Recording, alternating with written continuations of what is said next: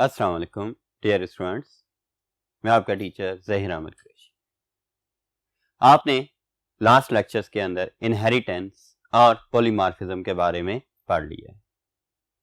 आज हम उनके डेली लाइफ में यूज को डिस्कस करेंगे डिफरेंट एग्जांपल्स के थ्रू और देखेंगे कि हम इन्हें किस तरह से एफिशिएंटली यूज कर सकते हैं।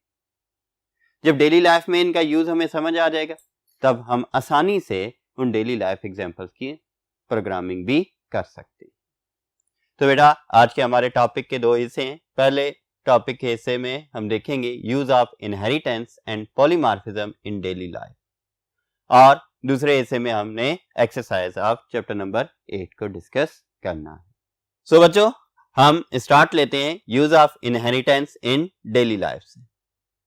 कुछ एग्जांपल्स ऑन द बोर्ड आपको नजर आ रही होंगी। इन एग्जांपल्स को हम डिस्कस करते हैं और इनके जरिए से इनहेरिटेंस को समझने की कोशिश भी करते हैं। तो सबसे पहले एग्जांपल में अगर हम देखते हैं कि एक मोबाइल डिवाइस या मोबाइल फोन्स की बात हम कर रहे हैं और डिफरेंट कंपनीज है, सैमसंग, हावे, आईफोन। तो ये इनहेरिट कैसे कर रही? मोबाइल फोन के कुछ कॉमन फीचर्स मौजूद हैं जो कि parent class of the mobile में आ गए। अब ये कंपनीज, ये सब क्लासेस आ गई इस मोबाइल क्लास की। इन कंपनीज के अगर मोबाइल्स को अगर हम देखें तो उनके अंदर common features of the mobile class तो मौजूद हैं, लेकिन उनके साथ साथ कुछ एडवांस फीचर्स भी मौजूद हैं या ऐसे फीचर्स मौजूद हैं जो कि दूसरी कंपनीज के मोबाइल्स में मौजूद नहीं है। मतलब सैमसंग कुछ ऐसे फीचर्स प्रोवाइड कर रहा होगा जो मे बी हावे एंड आईफोन प्रोवाइड नहीं कर रहा। इस तरह हावे के फीचर्स हैं जो कि इनसे डिफरेंट हो सकते हैं, आईफोन के फीचर्स हैं जो इन दोनों से डिफरेंट भी हो सकते हैं। लेकिन इन तीनों कंपनीज के मोबाइल्स में जो कॉमन फीचर्स हैं वो कहां पर मौजूद हैं? इस मोबाइल की क्लास के अंदर मौजूद है। मींस ये तीनों क्लासेस क्या कर रही हैं? इनहेरिटेड हैं मोबाइल की क्लास से, ये जो और इसके फीचर्स को भी यूज कर रही हो सकती है। एक और एग्जांपल देखते हैं व्हीकल की। व्हीकल आजकल डिफरेंट टेक्नोलॉजी के वे में हमारे पास व्हीकल मौजूद है, लेकिन अगर हम देखें तो व्हीकल को हम 3 कैटेगरीज में डिवाइड कर सकते हैं। बट अगेन व्हीकल, कोई भी व्हीकल हो, किसी भी टाइप की व्हीकल हो, उसके कॉमन एट्रीब्यूट्स आ जाते हैं, कॉमन फंक्शनैलिटीज आ जाती हैं जो कि हमने किस में डिफाइन कर दी? व्हीकल की एक क्लास डिफाइन करके उसमें रख दी। अब अगर देखें तो व्हीकल की एक सब क्लास हम बना देते हैं मैनुअल, जिसके अंदर तमाम ऑपरेशंस मैनुअली परफॉर्म किए जा रहे हैं। और इसी तरह से ऑटोमेटिक आ जाती है। ऑटोमेटिक के अंदर ऑटोमेटिक गियरिंग सिस्टम्स आ गए और इस तरह से जो कि मैनुअल का हिस्सा नहीं है, इसका एडिशनल फीचर आ रहा है। देन हाइब्रिड आ जाती है जो कि दोनों का मिक्सचर है। तो अब यही चीजें देखें कि व्हीकल की एक पेरेंट क्लास बन रही है, मैनुअल, ऑटोमेटिक और हाइब्रिड व्हीकल्स की चाइल्ड क्लासेस बन रही है। ये तीनों क्लासेस व्हीकल के एट्रीब्यूट्स को भी एक्सेस कर रही हैं और उसके साथ साथ अपने एडिशनल एट्रीब्यूट्स या एडिशनल फीचर्स को भी डिफाइन अपने अपनी क्लासेस के अंदर कर रही है। मैनुअल क्लास के जरिए से हम क्या कर सकते हैं? व्हीकल के एट्रीब्यूट्स को, फंक्शंस को एक्सेस कर सकते हैं, मेंबर्स को। इसी तरह ऑटोमेटिक से भी कर सकते हैं। तो ये एक और एग्जांपल हमारे पास आ जाती है जो कि डेली लाइफ में है, जिसके जरिए हम इनहेरिटेंस को बता सकते हैं। इन द सेम वे एक और एग्जांपल है बैंक अकाउंट्स। आजकल हर किसी के पास अपने बैंक अकाउंट्स होते हैं।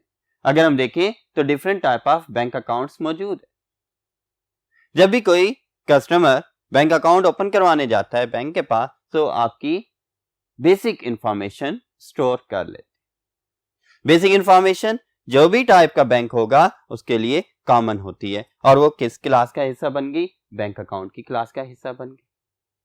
अब बैंक अकाउंट की टाइप्स को अगर हम देखते हैं, करंट अकाउंट भी मौजूद होते हैं, सेविंग अकाउंट्स भी हैं, बिजनेस अकाउंट्स भी मौजूद है। इसके अलावा और बहुत टाइप ऑफ अकाउंट्स भी मौजूद हैं, लेकिन इनके लिए इनके अपने अलग कैरेक्टरिस्टिक्स हैं, अलग मेंबर फंक्शंस हो सकते हैं। बट ये सारे के सारे टाइप्स ऑफ अकाउंट्स क्या कर रहे हैं? बैंक अकाउंट के जो बेसिक इंफॉर्मेशन के फंक्शन को भी एक्सेस कर रहे होते हैं। इसके जरिए से हमारे पास क्या होता है कि ये पेरेंट क्लास बन जाती है और ये चाइल्ड क्लासेस भी बन सकती है। Other examples of daily life में अगर हम देखें तो जो चाइल्ड होता है वो फीचर्स इनहेरिट करता है अपने पेरेंट्स से।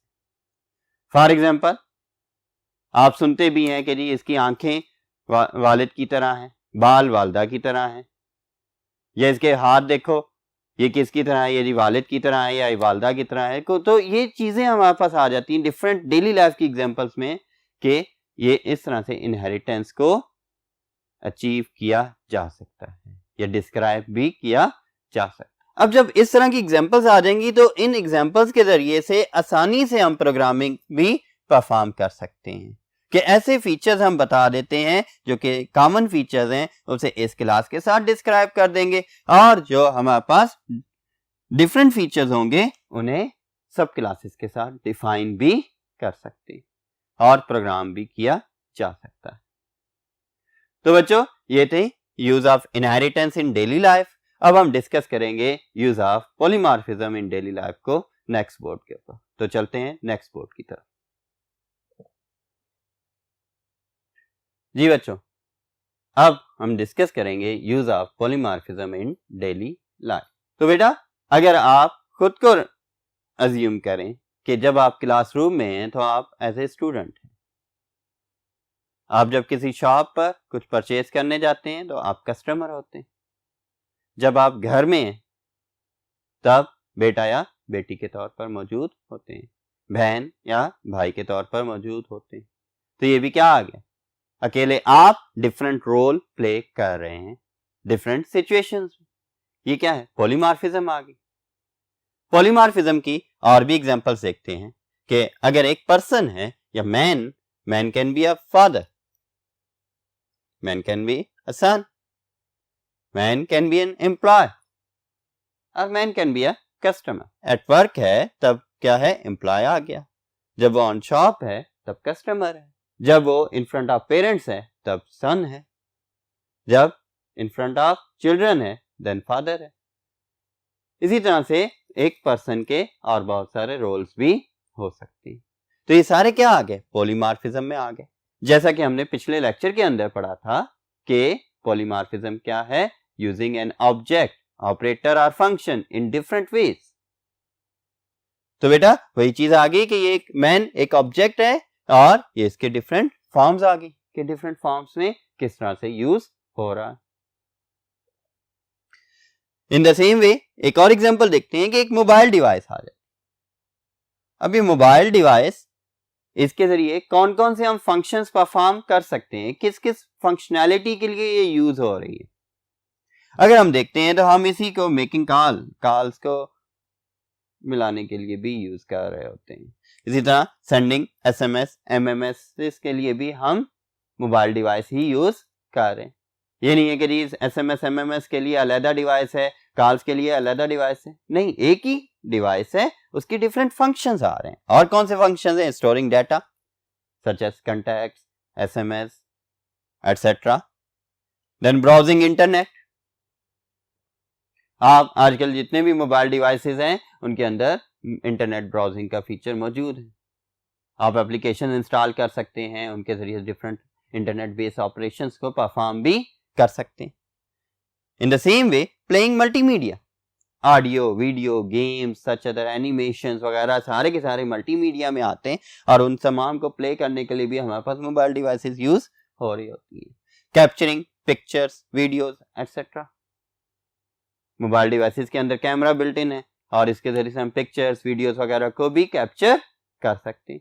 तो डिवाइस एक है और इसे हम डिफरेंट पर्पसेस के लिए, डिफरेंट फंक्शनैलिटीज के लिए यूज कर रहे हैं। तो ये भी एक एग्जांपल ऑफ द पॉलीमॉर्फिज्म आ जाती है। तो बेटा आपको मैन की एग्जांपल, मोबाइल डिवाइसेस की एग्जांपल से ये चीजें समझ आ गई होंगी कि पॉलीमॉर्फिज्म कैसे यूज हो रही है हमारी डेली लाइफ में। मजीद एक दो एग्जांपल देखते हैं। देखिए हम एक ही बटन से मोबाइल को स्विच ऑन भी करते हैं और स्विच ऑफ भी करते हैं। ये भी किसकी एग्जांपल आ जाएगी, ये भी हमारे पास पॉलीमॉर्फिज्म की ही एग्जांपल कंसीडर की जा सकती है कि बटन एक है, उसके बिहेवियर डिफरेंट आ गए। इन डिफरेंट सिचुएशंस कि स्विच ऑन, जब मोबाइल पहले से ऑफ है बटन प्रेस करेंगे स्विच ऑन हो जाएगा। इसी तरह से मोबाइल पहले से ऑन है बटन प्रेस करेंगे स्विच ऑफ हो जाएगा। तो ये भी पॉलीमॉर्फिज्म में आ गया है। फिर एक पर्सन है, उसके डिफरेंट बिहेवियर होते हैं डिफरेंट पर्सन्स के सामने।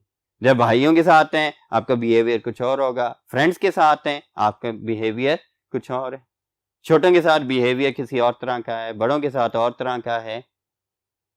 इनसाइड द हाउस आपका बिहेवियर और है, आउटसाइड द हाउस आपका बिहेवियर और है। तो ये सारे भी किस में आते हैं, एक एग्जांपल ऑफ पॉलीमॉर्फिज्म है कि पर्सन एक है वो वर्सटाइल बिहेवियर रख रहा है। तो वर्सटैलिटी क्या आ गई, पॉलीमॉर्फिज्म आ गई कि डिफरेंट सिनेरियोस डिफरेंट बिहेवियर्स। तो ये चीजें हमारे पास किस में है, ये भी हमारे पास पॉलीमॉर्फिज्म की एग्जांपल्स में आ जाती है।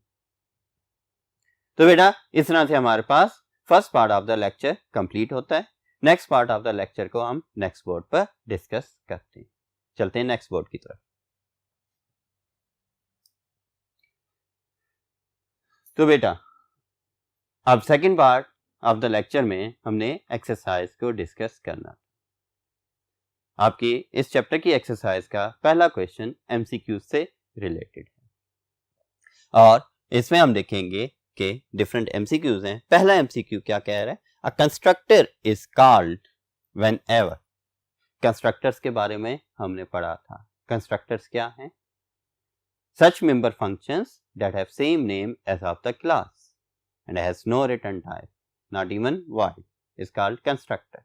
और constructor is called whenever, constructor कब कॉल किया जाता है, कब वो एक्टिवेट होता है, an object is destroyed, क्या जब कोई ऑब्जेक्ट डिस्ट्रॉय होता है तब, या an object is created, या जब कोई ऑब्जेक्ट क्रिएट होता है मेन फंक्शन के अंदर उस क्लास का, तब वो कंस्ट्रक्टर भी कॉल हो रहा होता है। a class is declared, या फिर कोई क्लास हम डिक्लेयर करते हैं तब कंस्ट्रक्टर कॉल होता है, या फिर अ क्लास इज यूज्ड, या फिर हमने उस क्लास को यूज किया अपने प्रोग्राम में तब कंस्ट्रक्टर कॉल होगा। तो इसका करेक्ट आंसर हमारे पास अगर देखें तो ए ऑप्शन करेक्ट नहीं है, डिस्ट्रॉय होने पर कंस्ट्रक्टर कॉल नहीं होता। इसी तरह से जब हम सी को देखते हैं, अ क्लास इज डिक्लेयर्ड, क्लास के साथ तो कंस्ट्रक्टर का काम नहीं है क्योंकि constructor is a part of a class. Class is used, ये भी नहीं। तो बी ऑप्शन इसका करेक्ट आंसर आ जाता है कि an object is created. So a constructor is called when an object is created. ये आपका था पहला एमसीक्यू। जब भी आप एमसीक्यूज को सॉल्व करने जाते हैं तो स्टेटमेंट पूरी पढ़ें, उसके साथ साथ तमाम ऑप्शंस को पहले एक दफा गो थ्रू करें, देन उनमें से सिलेक्ट करें कि कौन सा बेस्ट आंसर है। Second MCQ, destructor is used for. हमने डिस्ट्रक्टर के बारे में पढ़ा था कि जैसे ही कंस्ट्रक्टर्स होते हैं उसी तरह से डिस्ट्रक्टर्स भी मौजूद होते हैं क्लासेस के अंदर। तो डिस्ट्रक्टर्स क्यों यूज होते हैं, ऑप्शन देखते हैं। Initialising the value of data members in an object, कि क्या एक ऑब्जेक्ट के अंदर डाटा मेंबर्स की वैल्यूज को इनिशियलाइज करने के लिए यूज हो रहे होते हैं। इनिशियलाइजिंग एरेज, क्या ये एरेज को इनिशियलाइज करने के लिए यूज होते हैं। या freeing memory allocated to the object of class when it is created,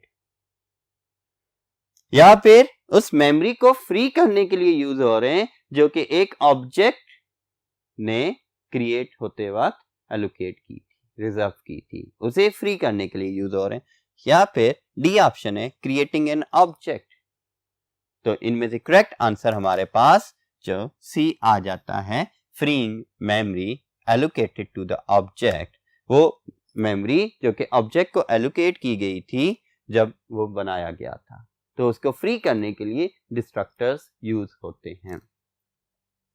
third MCQ, the name of destructor is always preceded bye symbol. जब भी हम डिस्ट्रक्टर को यूज करेंगे अपने प्रोग्राम में तो डिस्ट्रक्टर और कंस्ट्रक्टर के नेम तो सेम होते हैं, लेकिन दोनों में डिफरेंस क्या होगा, दोनों के अंदर डिफरेंस ये होता है कि डिस्ट्रक्टर के नाम से पहले एक सिंबल यूज होता है, और वो क्या सिंबल प्लस साइन होता है, या फिर मॉडुलस ऑपरेटर साइन होता है, या फिर हाइफन होता है, या फिर टिल्ट साइन होता है? तो इसका करेक्ट आंसर आपके पास टिल्ट साइन है कि जो डिस्ट्रक्टर का नेम होता है उससे पहले इस सिंबल को यूज किया जाता है। तो इसका करेक्ट आंसर डी आ जाता है। Fourth MCQ, constructors are usually used for. Constructors किस लिए यूज होते हैं यूजुअली? फॉर कंस्ट्रक्टिंग प्रोग्राम्स, क्या प्रोग्राम्स को कंस्ट्रक्ट करने के लिए? फॉर रनिंग क्लासेस, या क्लासेस को रन करने के लिए? या फिर इनिशियलाइजिंग द ऑब्जेक्ट्स, जो ऑब्जेक्ट्स डिक्लेयर कर रहे हैं उन्हें इनिशियलाइज करवाने के लिए कंस्ट्रक्टर्स यूज होते हैं? या फिर ऑल ऑफ द अबव? तो इसका करेक्ट आंसर हमारे पास सी आ जाता है, इनिशियलाइजिंग द ऑब्जेक्ट्स। कि ऑब्जेक्ट्स को इनिशियलाइज करने के लिए कंस्ट्रक्टर्स यूज हो रहे होते हैं। जैसे ही ऑब्जेक्ट क्रिएट किया तो कंस्ट्रक्टर कॉल हो जाता है और कंस्ट्रक्टर के अंदर जो हमने डाटा मेंबर्स यूज किए होते हैं उनकी वैल्यूज इनिशियलाइज हो जाती है। मजीद एमसीक्यूज और remaining part of the exercise को डिस्कस करने के लिए हम चलते हैं फर्स्ट बोर्ड की तरफ। ओके बच्चों, नेक्स्ट एमसीक्यू हमारे पास आ जाता है, inheritance is used to. Inheritance के बारे में हमने देखा था कि extracting the features of parent class into child class is called inheritance. तो inheritance is used to increase the size of a program, और option B make the program simpler, और option C provides the facility of code reusability, or option D provides the facility of data hiding। तो बच्चों हमारे पास इसका जो correct answer आ जाता है वो है provide the facility of code reusability, क्योंकि हमने इनहेरिटेंस में ये पढ़ा भी है कि ये reusability के फीचर को सपोर्ट करता है। वो फीचर्स जो पेरेंट क्लास में लिखे जा चुके हैं उन्हें चाइल्ड क्लास में दोबारा लिखने की जरूरत नहीं है, उन्हें हम directly by using the object of child class हम एक्सेस कर सकते हैं फॉर चाइल्ड क्लास। तो इस वजह से ये कोड रीयूजेबिलिटी के फीचर को या फैसिलिटी को प्रोवाइड करता है। इस तरह से आपके 5 एमसीक्यूज से ये कंप्लीट हुए। अब हम चलते हैं क्वेश्चन नंबर 2 की तरफ। क्वेश्चन नंबर 2 के अंदर आपके पास डिफरेंट क्वेश्चंस गिवन है और इनके आपने आंसर्स देने। हमने तमाम टॉपिक्स 1 बाय 1 पढ़ लिए। अब ये क्वेश्चंस उन्हीं टॉपिक्स में से हैं। ज्यादातर टॉपिक्स को अगर आप री एक्सप्लोर करेंगे तो आपको इनके आंसर्स मिल जाएंगे। पहला क्वेश्चन देखते हैं, explain the terms object and class with examples. तो बच्चों हमने लेक्चर नंबर 1 एंड 2 में पढ़ा था क्लासेस एंड ऑब्जेक्ट्स के बारे में। What are the classes? Classes are the user defined data types that has their own member functions and data members. तो बेटा objects are the variables of type class. अगर objects की बात करते हैं तो ऑब्जेक्ट्स क्या हैं? उस क्लास टाइप के वेरिएबल्स को कहा जाता है। तो इस तरह से हमारे पास आ जाता है। उन लेक्चर्स के अंदर आपको एग्जांपल्स भी दी गई थी, उन एग्जांपल्स के थ्रू आप इसे एलैबोरेट कर सकते हैं। देन नेक्स्ट क्वेश्चन के बारे में हम देखते हैं, how objects are created to access members of a class. जब भी हमने डिस्कस किया इसे लेक्चर नंबर 3 में कि हम ऑब्जेक्ट्स को कैसे क्रिएट करते हैं और मेंबर्स ऑफ अ क्लास को कैसे एक्सेस कर सकते हैं उन ऑब्जेक्ट्स के थ्रू।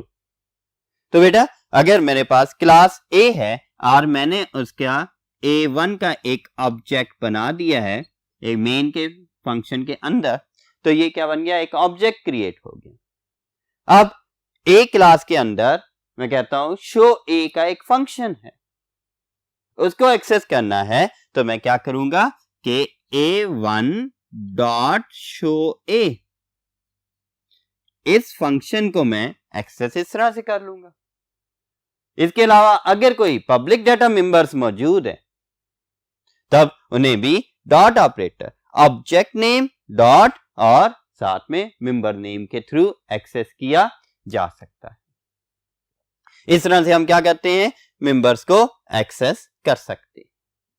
फॉर एग्जाम्पल मैंने वहां एक वेरिएबल लिख दिया a1 dot c equal to 5 means ये लेट्स सपोज कि मैं कहता हूं कि शो ए के साथ साथ एक ही क्लास के अंदर सी एक ऐसा डाटा मेंबर था जो कि पब्लिक था, मैं इसे एक्सेस कर रहा हूं और इसकी वैल्यू मैंने 5 रखनी है, तो मैं क्या करूंगा, object name a1 dot C is equal to 5 लिखकर इसे एक्सेस कर लूंगा। 2 शॉर्ट क्वेश्चन हो गए, बाकी शॉर्ट क्वेश्चंस के लिए हम मूव करते हैं नेक्स्ट बोर्ड की तरफ। ओके बेटा, थर्ड शॉर्ट क्वेश्चन है, what are access specifiers, explain private and public specifiers with examples. तो access specifiers are used to access the data from the classes. These are public, private or protected. तो अगर आप private access specifiers की बात करते हैं तो private access specifiers does not allow the data of a class to be accessed outside the class, whereas public access specifier allows the data of a class or functions of a class to be accessed and processed outside the class anywhere in the program. और इसके साथ साथ इसकी मजीद examples वगैरह हमने lecture number 4 के अंदर discuss की थी और इसके प्रोग्राम्स की प्रैक्टिस भी हमने की थी। तो अगर आप इसे देखें तो इसे हम लॉन्ग क्वेश्चन के तौर पर भी यूज कर सकते हैं, क्योंकि कंप्लीट अगर हर public and private access specifier की एग्जांपल्स को अगर हम एज ए प्रोग्राम डिफाइन करेंगे तो ये लॉन्ग क्वेश्चन भी बन सकता है। और ये शॉर्ट क्वेश्चन तो है कि आप एक्सेस स्पेसिफायर्स को डिफाइन करते हैं, उसके बाद प्राइवेट एक्सेस स्पेसिफायर को डिफाइन करते हैं और उसके साथ साथ पब्लिक एक्सेस स्पेसिफायर को भी डिफाइन कर देते हैं। तो इस तरह से आपका थर्ड क्वेश्चन कंप्लीट है। देन आता है fourth question, what is data hiding, explain. Data hiding is also called encapsulation. It provides the facility to store or protect data from unauthorized users.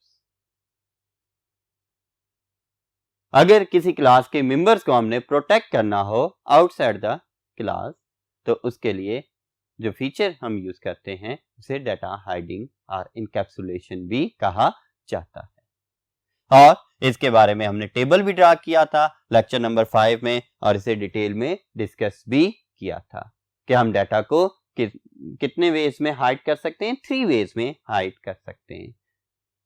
कैसे? प्राइवेटली, प्रोटेक्टेड वे में और उसके साथ साथ publicly. इन 3 veg में हम डाटा को हाइड कर सकते हैं जो कि डिफाइंड है लेक्चर नंबर 5 के अंदर। नेक्स्ट जो क्वेश्चन है, explain constructor and destructor class member functions with examples. Constructors are the special member functions that have same name as of the class. It has no return type, not even void, and it is always public. It is initialized when an object of the class is created. तो बेटा इसकी examples भी हमने देखी थी। इसी तरह से destructor is also a special member function that has also same name as of the class. It is preceded by tilde symbol and it is used to free up the allocated memory from the object when it was created. तो बेटा destructors के जरिए से हम allocated memory को free कर रहे हैं और कंस्ट्रक्टर के जरिए से हम क्या कर रहे होते हैं, ऑब्जेक्ट्स को इनिशियलाइज कर रहे होते हैं और जैसे ही ऑब्जेक्ट डिक्लेयर किए जाते हैं तो कंस्ट्रक्टर्स ऑटोमेटिकली एग्जीक्यूट भी हो जाते हैं। इनकी एग्जांपल्स, प्रोग्राम एग्जांपल्स डिटेल में हमने लेक्चर नंबर 6 में कंस्ट्रक्टर्स की एंड लेक्चर नंबर 9 में हमने डिस्ट्रक्टर की एग्जांपल्स को डिस्कस किया था। तो अगर आप इन्हें दोबारा विजिट करेंगे आपको ये पूरा क्वेश्चन वहां पर कंप्लीट मिल जाएगा। देन लास्ट क्वेश्चन के बारे में डिस्कस करते हैं, that is explain inheritance and polymorphism with examples. जब आपसे एग्जाम्पल्स की बात की जा रही है तो ये डेली लाइफ की एग्जाम्पल्स भी हो सकती हैं, ये आपकी प्रोग्राम एग्जाम्पल्स भी हो सकती हैं। तो बेटा ये भी एक लॉन्ग क्वेश्चन है क्योंकि इनहेरिटेंस के बारे में भी पूछ रहा है, फिर पॉलीमॉर्फिज्म के बारे में भी पूछ रहा है। इनहेरिटेंस के बारे में हमने लेक्चर नंबर 10 में डिस्कस किया था कि it is a feature of object oriented programming that allow us to create sub classes that has the same features of the parent classes. It provides us the facility to perform code reusability. Polymorphism के अंदर क्या था कि using an object that is either operator or function in many ways. Object एक है या हम कह लें ऑपरेटर या फंक्शन एक है और इसे हम डिफरेंट वेज में यूज कर रहे हैं, उसे हम पॉलीमॉर्फिज्म कह रहे हैं। इसकी डिफरेंट एग्जांपल्स भी हमने डिस्कस की हैं लेक्चर नंबर 10 में, 11 में एंड इवन लेक्चर नंबर 12 में, जो कि अभी हम डिस्कस कर रहे हैं। इसी लेक्चर के स्टार्ट के अंदर भी ये इसकी एग्जांपल्स को हमने डेली लाइफ के सिनेरियो के बेस पर डिस्कस किया। तो इन तमाम लेक्चर्स को अगर आप डिस्कस करेंगे, स्टडी करेंगे, तब आपके पास इस क्वेश्चन का आंसर आपको कंप्लीटली मिल जाएगा। इनहेरिटेंस का लेक्चर नंबर 10 में इसकी पूरे सिंटैक्स है, इसकी एग्जांपल मौजूद है। देन पॉलीमॉर्फिज्म और पॉलीमॉर्फिज्म की डिस्क्रिप्शन है कि और हमने ये भी देखा था कि पॉलीमॉर्फिज्म को कैसे अचीव कर सकते हैं, कितने वेज में। हमारे पास operator overloading, function overloading, virtual function, इन तरीकों से हम पॉलीमॉर्फिज्म को अचीव भी कर सकते हैं। तो ये सारा कुछ हमने डिफाइन कहाँ किया, लेक्चर नंबर 11 के अंदर डिफाइन किया है। सो बच्चों ये थी आपकी एक्सरसाइज और इसके साथ साथ chapter number 8 classes and objects complete होता है। सो बच्चों ये था आपका चैप्टर नंबर 8। एक्सरसाइज के साथ ये कंप्लीट हो गया। उम्मीद है कि आपने तमाम लेक्चर्स अच्छे से सुने होंगे और इन्हें प्रिपेयर भी कर लिया होगा। बहुत ही इंपॉर्टेंट चैप्टर है आपके पेपर पॉइंट ऑफ व्यू से और ये almost 15% of your board paper contain करता है। बार बार रिवाइज करें इस चैप्टर को, अच्छे से प्रिपेयर करें, अपना ख्याल रखें और मुझे इजाजत दें। अल्लाह हाफिज।